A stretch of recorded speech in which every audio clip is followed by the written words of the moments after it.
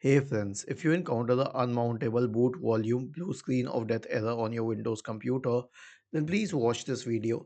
So before anything else, please disconnect peripherals like printers, scanners, cameras, etc. Why? Because they push their drivers to the system and these drivers interfere with the existing drivers of your computer. This conflict will cause the error in the discussion.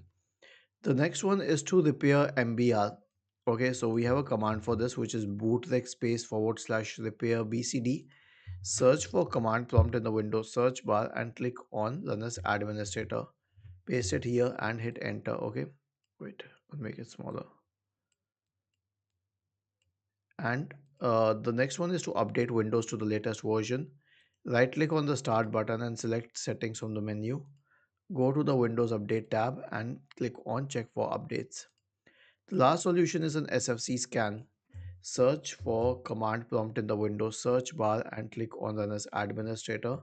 Type the command sfc space forward slash scan now and hit enter to invoke the SFC scan. Was this helpful? If yes, then please subscribe to the channel, and if not, then let us know in the comment section of the video on how we could help you further. Thank you for watching this video and have a nice day.